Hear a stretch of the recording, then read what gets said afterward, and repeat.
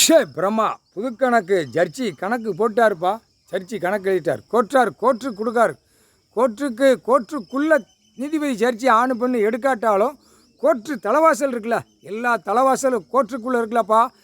கேட்டு போட்டு கேட்டை திறந்து அந்த தலைவாசல் மிதித்து வரான்ல ஆணும் பெண்ணும் கோர்ட்டு நீதிமன்றத்துக்கு, அந்த தலைவாசலுக்கு இப்போ ஒரு கணக்கு போடுதார்.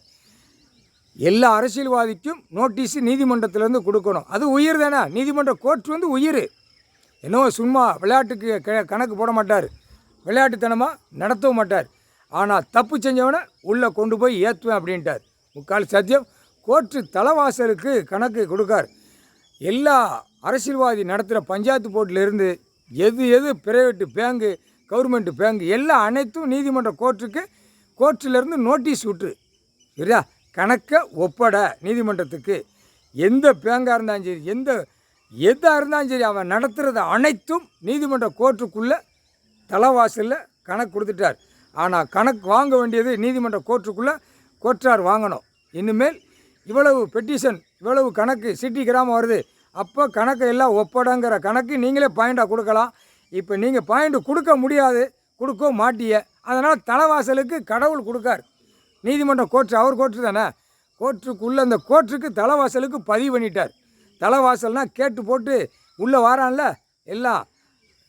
எல்லாம் அனைத்தும் உள்ளே எப்படி சண்டையும் சத்திரம் போடுறவன், ஏமாற்றி செய்கிறவன், ஏமாற்றி ஓடுறவன் எல்லாம் 2 கையை வீசி வீட்டில் போய் பொண்டாட்டி பிள்ளையோட நக்கிட்டு கிடக்கானா, அத்தனைக்கும் தண்டனை கொடுப்பார். அந்த கோர்ட்டு வாசல் இப்போ என்னன்னு தெரியுதா, அது தாண்டா உங்களுக்கு தண்டனை கொடுக்கக்கூடிய உலக நாடு, தாய் இந்தியா நாடு, தமிழ்நாடு. கோர்ட்டு வாசல் இருக்கா, அதுதான் தண்டனை கொடுக்கும். புரியுதா? இவனுங்களுக்கு மானிட போய் சிரிப்பான் கக்கன்னு. தலைவாசலில் காலை வைப்பான் வானரப்பட இராணுவம் நீதிமன்றம் கோர்ட்டில்.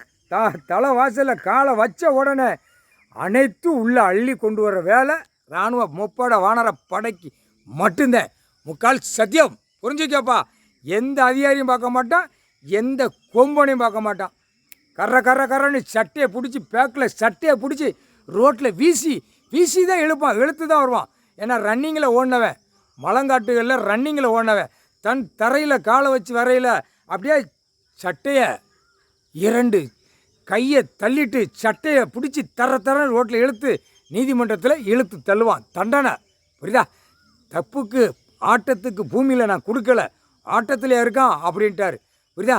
அரசியல்வாதி எம்எல்ஏவெல்லாம் எல்லா எம்எல்ஏ 234 24 வச்சுருக்கான். 24ல் ஒரு 30-40 கழிச்சா மந்திரியாக உட்காந்துருக்கான் முதலமைச்சர். இருக்கிறவனை பூரா அள்ளிட்டு மந்திரியெல்லாம் சட்டையை பிடிச்சி இழுத்து வருவான். தமிழ்நாட்டுக்குள்ளே மந்திரியாக இருக்கிறவனை பூரா 2 அவன் கையை திருக்கி விட்டுட்டு சட்டையை ரோட்டில் எடுத்துகிட்டு வருவான். அப்படியே இப்போத்தான் கையை தூக்குவான், கையை கும்பிடுவான். அப்போ தாண்டா வானரப்பட இராணுவம் முப்படையை பற்றி உனக்கு தெரியும். புரியுதா? அது அவர் படை எவனும் அரசியல்வாதி தொட முடியாது, தொடக்கூடாது. எனக்கு விமானம் கொடு, ஏர்போர்ட்டு கொடு, நான் காவலுக்கு நிற்கிறேன், நீ கொடுத்தேன்னா உனக்குத்தான் அந்த திருப்பி உனக்கு தண்டனை. அவனே கொடுப்பான். பாடாப்படுத்தி வந்த பாய் பேயலான்னு 4 மிதிப்பான். அதையும் பார்த்துக்கோங்கடா.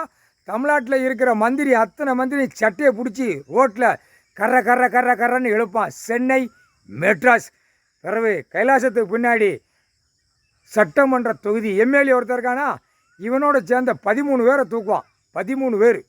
இந்த விருதுநகர் மாவட்டத்துக்குள்ளே மதுரை மாவட்டத்துக்கு இங்கிட்டு 13 எம்எல்ஏ தூக்கையில் எம்எல்ஏ ரோட்டில் சட்டையை பிடிச்சி கர்றன்னு இழுத்து வருவான்.